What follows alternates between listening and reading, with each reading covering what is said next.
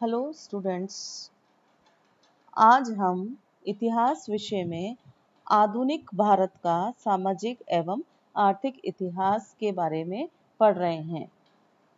आज का हमारा टॉपिक है भारतीय समाज में नारी की स्थिति एवं उसमें सुधार के प्रयास। नारी पूरा समाज कहें या पूरी देश कहें या पूरा हमारा जितना भी मनुष्य है उसमें आधा भाग नारी का है। तो किस तरह से आदिम काल से और वर्तमान काल तक नारी की स्थिति रही, उसमें क्या क्या परिस्थितियां आई और सुधार के क्या क्या प्रयास किए गए, इन सब के बारे में आज हम चर्चा करेंगे। ठीक है, तो आज हम देखते हैं कि किस प्रकार से हमारे सभ्य समाज में महिलाओं की स्थिति और उनकी प्रतिष्ठा क्या थी। पंडित हमारे जवाहरलाल नेहरू, जानते हैं ना ये कौन थे? पंडित जवाहरलाल नेहरू हमारे भारत के प्रथम प्रधानमंत्री।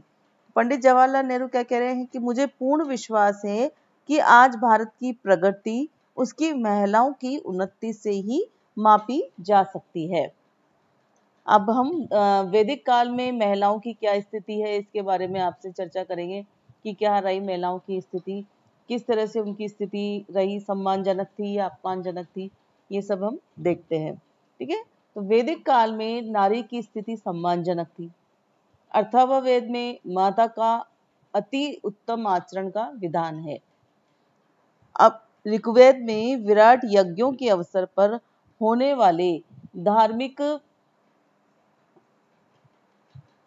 अवसरों पर या धार्मिक सम्मेलनों पर विदेशी विदुषी नारियां भी पुरुषों के समान ही भाग लेती थी।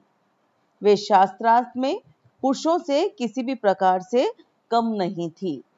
ब्रह्मवादिनी गार्गी एवं मैत्रेयी अपने ब्रह्म ज्ञान के लिए प्रसिद्ध थी।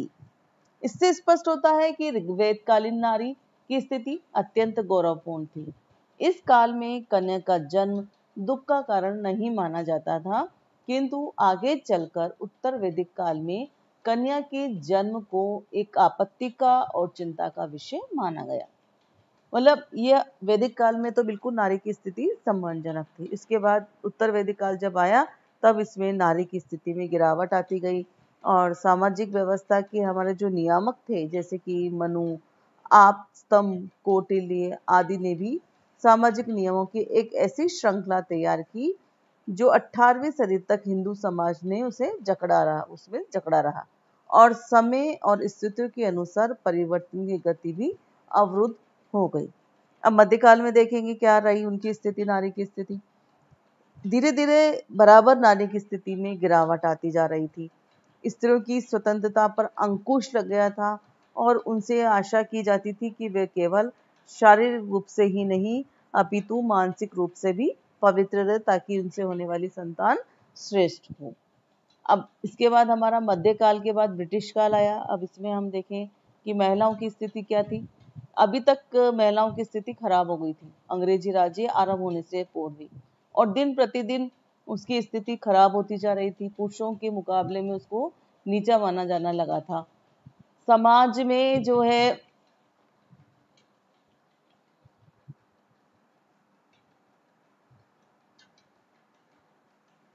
उसे अनादर की दृष्टि से देखा जा रहा था। उसके व्यक्तित्व का कोई मूल्य नहीं था और उसकी स्थिति एक गुलाम की तरह हो गई थी। गुलाम की तरह मतलब उसका कोई अपना इच्छा नहीं थी। और हमारा भारत जो है कैसा था? पितृ प्रधान मतलब जहाँ पुरुष जो है परिवार का मुखिया होता था। अब उसमें क्या था? परिवार में संयुक्त परिवार होते थे उस समय। अब स्त्री का दर्जा क्या था कि वह बाल्यकाल में अपने पिता के, युवा काल में अपने पति के और वृद्धावस्था में अपने पुत्र के अधीन रहती थी। उसकी इच्छा का, उसके विचार का, उसकी पसंद का कोई ख्याल नहीं होता था। इस समय समाज में, हमारे समाज में जो है सती प्रथा, बाल विवाह, बहु विवाह, कन्या विवाह, विधवाओं पर कठोर प्रतिबंध, लड़कियों की बिक्री, इन सब कुप्रथाओं ने अपना स्थान ग्रहण कर लिया था। और स्त्री समाज की इन बुराइयों के कारण जहां स्त्रियों को एक और इन नियोक्ताओं को भोगना पड़ रहा था और वहीं दूसरी ओर हमारा जो भारतीय समाज है वह पतन की ओर जा रहा था। तब इन परिस्थितियों को देखते हुए कई समाज सुधारक भारत में आगे आए। जिसमें हम नाम भी जानते हैं कि क्या कौन कौन थे, जैसे कि राजा राम मोहन राय, हमने पहले भी आपको पढ़ाया था राजा राम मोहन राय।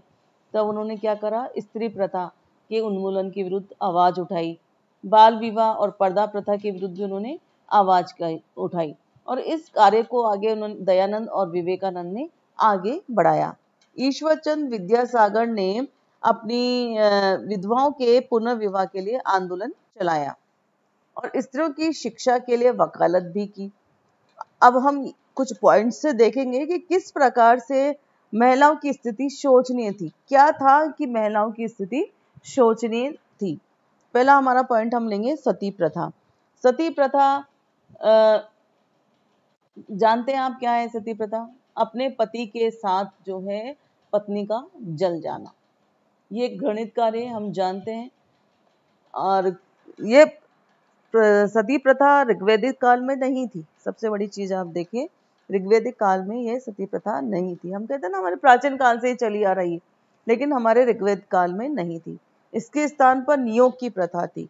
इसमें नियोग में क्या होता था कि विधवा स्त्री जो है अपने पुत्र की प्राप्ति के लिए अपने देवर या अन्य किसी व्यक्ति के साथ पत्नी के रूप में रह सकती थी, और नियोग प्रथा से उत्पन्न संतान को समाज में घृणित नहीं समझा जाता था।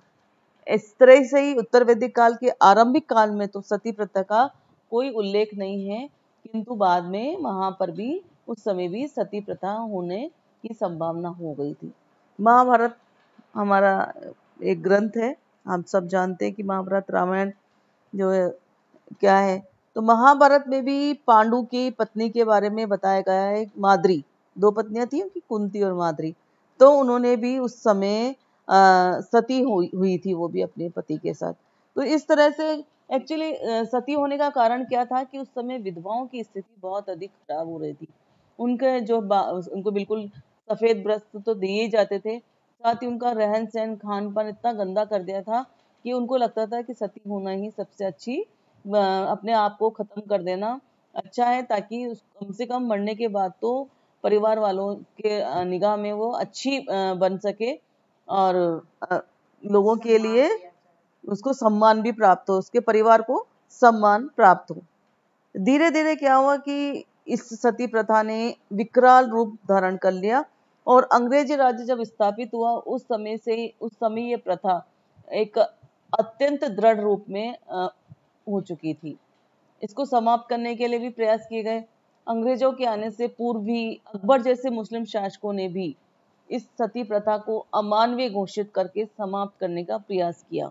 इसी तरह सिख गुरु अमरदास पूना के पेशवाओं ने भी इसे रोकने का प्रयास किया, किंतु क्या था कि उस समय अंधविश्वासी और रूढ़िवादी ज्यादा थे। वो ये मानते थे कि अगर हम इन प्रथाओं को रोक देंगे तो क्या होगा, हमारे साथ कुछ अनिष्ट हो जाएगा। तो इसीलिए ये प्रथा या इसको बंद करने से लोग बाग डरते रहे। भारत में हमने देखा कि कई यूरोपीय जातियां आई और उनके द्वारा भारतवासियों से संपर्क हुआ। उन सभी ने इस सती प्रथा का विरोध किया। हमारे भारत में कई भागों में सती प्रथा विद्यमान थी, विशेषकर राजस्थान के बीकानेर राज्य में ये प्रथा प्रचलित थी। बीकानेर के अतिरिक्त ये प्रथा जोधपुर, जयपुर, कोटा, बूंदी, झालावाड़ सहित सारे राजस्थान में प्रचलित थी। जयपुर के सवाई जयसिंह ने इस प्रथा की निंदा करते हुए इसके विरुद्ध एक घोषणा जारी की। इसी प्रकार गुजरात, सौराष्ट्र, कच्छ में भी कई सती स्मारकों से इस कुप्रथा के होने की पुष्टि होती है। बंगाल में सती प्रथा के विरुद्ध सफल अभियान किसने किया? राजा राम मोहन राय ने। राजा राम मोहन राय की जो पत्नी भाभी थी, भाई की पत्नी थी, वो सती हुई। तब राजा राम मोहन राय ने इस कुप्रथा को समाप्त करने का निश्चय किया। उस समय यह प्रचलन में था कि जो स्त्री सती होती थी उसे मोक्ष की प्राप्ति होती थी। इस बात का उन्होंने खंडन भी किया। उनके मत के अनुसार सती प्रथा के पीछे संपत्ति का उत्तराधिकार न देना भी एक महत्वपूर्ण बात थी, क्योंकि यदि कोई स्त्री सती नहीं होती थी तो उसे उत्तराधिकार देना पड़ता था। इसीलिए स्त्रियों को अपने पति के मरणोपरांत पति सती होने के लिए बाध्य किया गया था। उस समय के जो हमारे गवर्नर जनरल थे लॉर्ड विलियम बेंटिंग, उन्होंने भी इसको समाप्त करने का प्रयास किया। अंग्रेजी सरकार द्वारा सती प्रथा के विरुद्ध कई कानून भी बनाए गए और उनके प्रयासों से स्वतंत्रता के बाद भी या उसके पहले भी जो सती प्रथा की नीति सती प्रथा धीरे धीरे जो है कम होने लगी और अंत में समाप्त हो गई। कुछ फिर उसके उपरांत भी राजस्थान में छुटपुट जो है सती प्रथा की घटनाएं घटित हुई। 1987 की हम बात करें तो सीकर जिले के देवराला गांव में एक राजपूत कन्या विधवा हो गई थी, रूप कंवर नाम था उसका, और 8 वर्ष में उसकी जब मृत्यु हो गई तब वह अपने पति के साथ जलकर सती हो गई थी। तो उस समय भी राजस्थान सरकार ने इसकी जांच पड़ताल की और इस प्रथा को रोकने हेतु कई कानूनों को या प्रतिबंधात्मक कानून को लागू किया। ये था हमारे सती प्रथा। अब बाल हत्या, ये भी क्या, बाल बच्चों की जो कन्या बच्चे हो जाते थे उनकी हत्या कर दी जाती थी, फीमेल चाइल्ड। क्या है ये बाल हत्या? ये स्त्रियों के साथ अमानवीय व्यवहार ही है। तो बाल हत्या भारतीय समाज की अत्यंत कुप्रथा थी। ये प्रथा उत्तर भारत, मध्य भारत, पूर्वी भारत और राजस्थान में सबसे अधिक प्रचलित थी। विशेषकर बंगाल में अंधविश्वास के कारण गंगा की कृपा प्राप्त करने के लिए वहां के शिशुओं को, स्पेशली बालिकाओं को क्या करते थे, गंगा में अर्पित कर देते, जिंदा बच्ची को गंगा में प्रभावित कर देते थे। वो ये मानते थे कि हमें गंगा जी की कृपा प्राप्त हो जाएगी।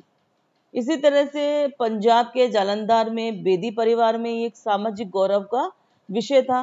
क्यों एक्चुअली मेन क्या होता था कि लोग जो थे ना, अपने से छोटी जाति के लोगों से विवाह करना नहीं चाहते थे। साथ ही उस समय बहुत अधिक दहेज की प्रथा भी प्रचलित थी।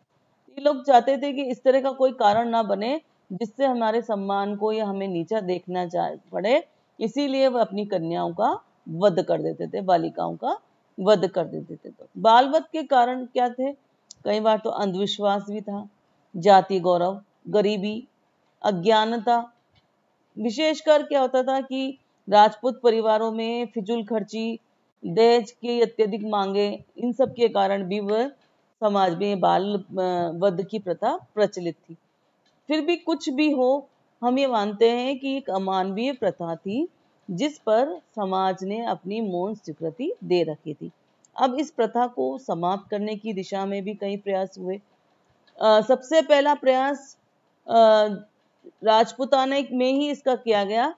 सवाई जयसिंह ने 1731 में किया और उन्होंने कानून बनाया और इस प्रथा को समाप्त करने एवं शादी विवाह के अवसरों पर खर्च में कटौती करने का प्रयास किया। सदियों से चूंकि ये प्रथा लोगों की जड़ों में या समाज की जड़ों में थी तो इसको समाप्त करने में बहुत मुश्किल थी, फिर भी इस पर निरंतर प्रयास हो रहे थे। 19 और 20वीं शताब्दी में पुनर्जागरण के समाज सुधारक एवं धर्म सुधारकों के द्वारा भी इस प्रथा को बंद करने के लिए आह्वान किया गया।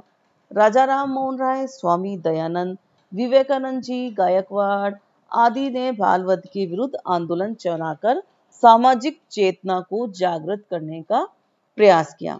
अब हमें मालूम है कि ईस्ट इंडिया कंपनी कहते एक निजी कंपनी, इसीलिए प्रारंभ में तो उसने समस्या पर ध्यान नहीं दिया, लेकिन बाद में लॉर्ड विलियम बेंटिंग ने इसे समाप्त करने के लिए प्रयास किया और इसे सामाजिक सर्वेक्षण भी किया कि उस समय क्या था कि लड़कों की अनुपात में लड़कियों की संख्या बहुत कम थी। तब बेंटिंग ने आदेश जारी किया और परिवार के मुखिया को कहा कि उनके परिवार में यदि कोई शिशु हत्या जैसी कोई घटना घटित होगी तो उनकी सारी संपत्ति को जब्त कर लिया जाएगा। ऐसे परिवारों पर विशेष रूप से निगरानी भी रखी गई। अंग्रेजों ने कई परिवारों में बाल हत्या होने के कारण उनकी संपत्ति पर अधिकार कर लिया। इतना होने के बावजूद भी क्या था, बाल जो हत्या थी वो प्रथा जारी ही रही। बाद में लॉर्ड डलहौजी जब आए तब उन्होंने कठोर नीति अपनाई और बालिका वध को समाप्त करने का निश्चय किया और उन्होंने इसमें काफी सारे लोगों को इकट्ठा किया और उनसे हस्ताक्षर करवाए। साथ ही लोगों से कहा कि वो विवाह में भी कम खर्च करें।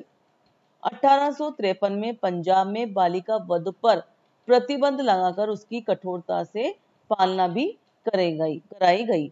और अंग्रेजों के प्रयासों से पंजाब की प्रतिष्ठित सिख परिवारों के मुखियाओं को अमृतसर में आमंत्रित किया गया, जिसमें लॉर्ड डलहौजी ने ये कहा कि बालिका वध के विरुद्ध कठोर कार्रवाई करने का प्रावधान है। ठीक है, तो इसके साथ ही राजपूताना के राज्यों ने भी ये घोषणा करी और विज्ञप्ति द्वारा इस कुप्रथा को समाप्त करने के लिए अध्यादेश भी जारी किए, किंतु चारणों और भाटों के प्रभाव के कारण इसका समाधान अभी भी बाकी था।